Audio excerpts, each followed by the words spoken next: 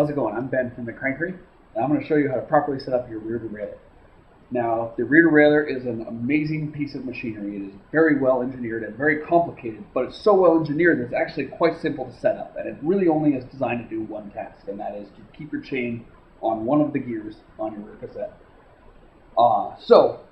Let's start with the parts of the rear derailleur so we know what we're talking about. B knuckle, which adjusts the whole angle of the entire derailleur, and that's adjusted from this screw right here, the B tension screw. There are the high and low limit screws that can adjust how far the derailleur can go in either direction. And then down here is the P knuckle, which adjusts how much tension there is on the chain itself. Then in here there's also the return spring, which adjusts how it's not adjustable, but is what pulls your derailleur back, and we'll get into that here in a little bit when we get into cable tension. So to start with, we're going to show you how to set up your limits, because that's where you should always start when you're setting up a derailleur. Your limit screws are right here. There's one with an L for low limit, and there's one with an H for high limit. Your lowest gear on your cassette is this gear, the lowest one, the easiest one to pedal. The highest gear, obviously, is the hardest one to pedal. So, when you push, if a properly set up low limit, you'll push up on your derailleur, and you'll be able to push on as hard as you can, and it'll keep it right on that big cog. It won't go over the back, and it won't get stuck on the gear right here. By opening up that limit, it allows the chain to go farther out. By tightening the limit, it brings the chain in. So, if we're to back off this low limit just a little bit, I'll show you what happens. If we open it, I'm turning it to the left, lefty-loosey. It's now more open. This chain will go right over. Your derailleur will hit your spokes, and you'll have a big mess on your hands. If it is set up too tight, you need it a little tighter.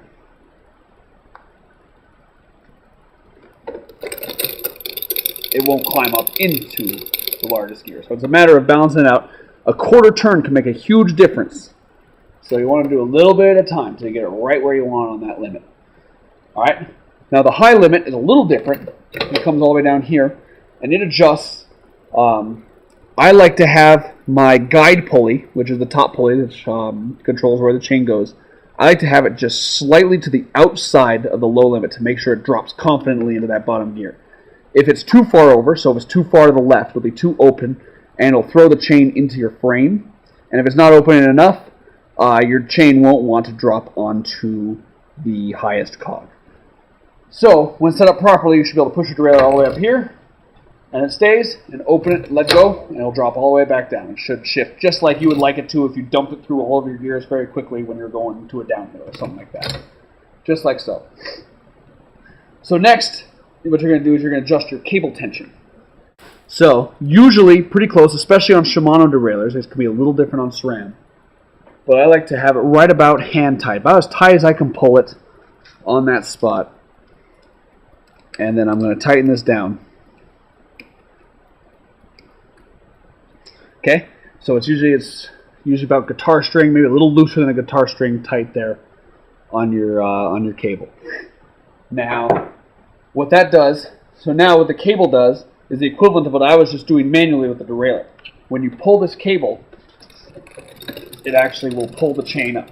When you let go of this cable, the chain will come back down. What your shifter does is just pulls little sections of cable at a time in the amount of each shift. Well-engineered product. So, if your cable is tensioned properly, when you push the button, it should jump up one gear, just like that. And each time you push it, it should jump up one.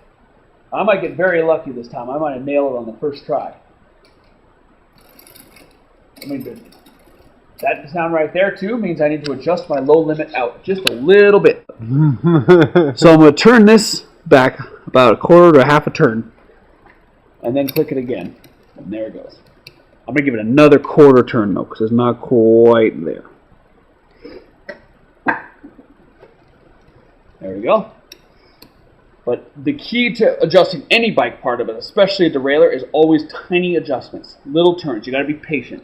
You start rushing your adjustments, you start trying to adjust too much, you're going to make a mess out of everything. So, other than our limit being a little off, we got about right on the first try. So then the trigger shifter here is going to release tension in the exact same increments that we just added in with the other one. And now what I'm doing is I'm releasing cable tension And the return spring in the derailleur is what is pulling the chain back down. Just like so. So now we've got ourselves a nicely adjusted derailleur. And if you screw it up, you can bring it into the crankery and we will do it for you. Okay, so if you don't nail it just right on the first try, let's say you pulled it tight right to here. You go to shift, you push the button, and it doesn't want to climb on you. So you push the button again, and it climbs once, the derailleur's making a lot of noise, it's hopping around. It looks to me that it should be, we're here, it should be up on this gear. It should be up one higher, or yeah, one lower, excuse me. So, with a skipping like that, what I'm going to do is I'm just going to turn, this is your barrel adjuster right here. When you loosen this, it's a screw, so lefty-loosey, it'll start to come out, it'll start to come away. So it'll create a longer distance for the cable to travel, thus tensioning the cable. When you turn it in, tighty, you'll make it a longer distance for the cable to travel. You'll put less tension on it. Because we need more tension to climb up to a lower gear, I'm going to turn this lefty-loosey, create a longer distance. So I'm going to start turning it out. It's probably going to, there it goes, it jumps. Now, it's still making a little noise, so I'm going to give it another quarter turn. There we go, that's just right there. Now I'm going to test it. I'm going to push up again. That's good. Good. So let's say there's too much tension on this cable. When you start to try to lower it down, it's going to be real sluggish. It's going to be noisy. It doesn't want to come down. There, you see that? And now even this derailleur has a very good return spring, so it's still pulling this chain down pretty hard. But there's not enough room for it because there's too much tension on the cable. So, if I relieve a little tension on this cable, there it goes, it'll drop down into place. Give it a couple extra turns so it's nice and quiet. There we go. And it should be right where we want it. Now we want to double check. We're going to climb it right back up.